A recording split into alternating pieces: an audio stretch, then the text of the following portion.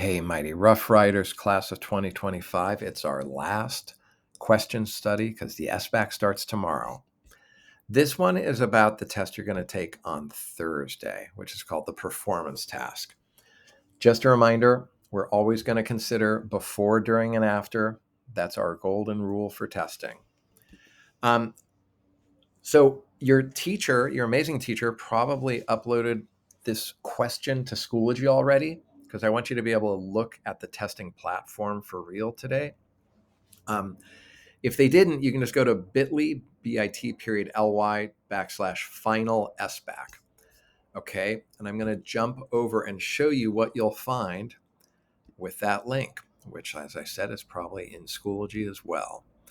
So the performance task on Thursday, you're going to have 3 hours for this one 2-part question. Okay.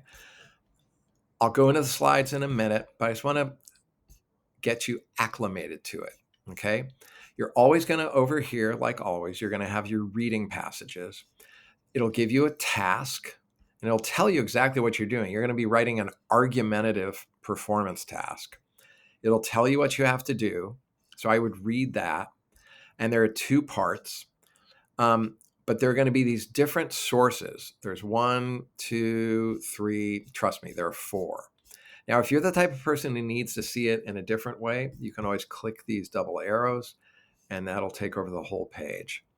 And a really important thing you're going to have to do as you read, right, is you're going to need to make notes. Now, you can either go here and make notes. And by the way, did you know that you can go, if you like a quote, if you find something you think is a good quote, you can copy it and go to your notes and then paste it.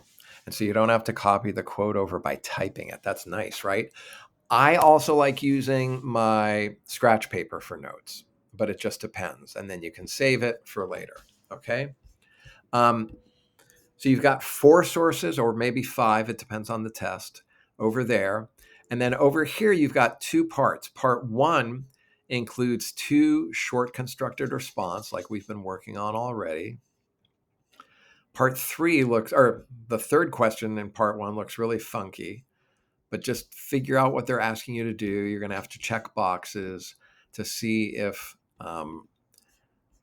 this article has this claim in it. And if it does, you put a check next to it. And then part 2 is where you're going to take all that information you've been studying and write a full-blown essay. And we'll take a look what that means. But it's got a scoring guide and everything you need. Okay, so back to the slides, back to reality, if this can be called reality. Okay, so tip number 8, never just sit back and read. Always be making notes. Be very active, okay? You can't just sort of stare at the screen on this one. You can keep looking at the screen now, though, and getting used to the question platform. Part 1, what do you notice? Well, it's going to give you a task. Like this time it says, in your economics class. Guess what? You're not in an economics class, but you're going to pretend you are. It's going to tell you about the 4 or 5 articles you got to read or look for evidence in. This part's always going to be the same. Briefly scan the sources and the questions that follow. Go back and find the information you need. You can put it in the notes if you want, or you can put it on scratch paper. And then you're going to do part 1, but that's going to help you with part 2 ultimately, okay? During, you got to figure out how to fill this chart in properly. I think you can do that. I believe in you. And then you're going to have to do, in this case, 2 short constructed response questions where it asks for details. Remember, for short constructed response, always try to write at least 8 sentences. The more sentences you write, the better your score. I promise. I don't know if this is a very fun fact, but yeah, everything I just said is captured here. Big whoop. They're always going to give you a criteria chart so you know what to put in your essay. And you're always going to be looking for evidence in the readings, but you're still going to use BDA, and you're going to tell you what type of essay you have to write. Okay. So this is part 2. Review your notes, write an argumentative essay. And Who are you writing it for? So it'll tell you the type of writing, the topic, and the audience. You got to present this for a school board imaginary meeting. Okay. How long should it be? Multi-paragraph, not one, not two, at least 3 paragraphs. But hey, you got to have an intro and a conclusion anyway. So I'd say go for 4 or 5 paragraphs. Remember, the more you write, the better you'll do. You got to have a claim, you got to support your claim, and you even have to think of, well, what would the other side say? Wow. This is the rubric, folks. You got to state your claim, address opposing claims, and use evidence to support your claim. You got to write an intro and a conclusion. And what about your evidence and elaboration? You have to elaborate, take it further. Don't just drop a quote bomb on them.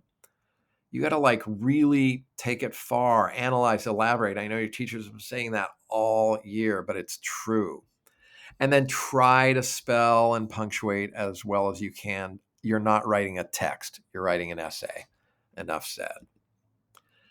Okay, folks, I believe in you. We believe in you.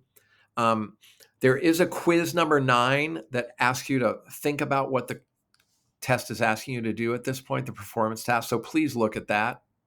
I've also going to post a SBAC tips, all our best tips that we've been learning. And remember, the more you write, the better you'll score.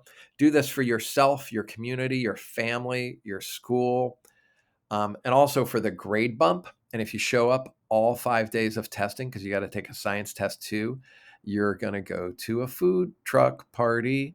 Okay, everybody, we believe in you. Thanks so much for your time, and I'll talk to you soon.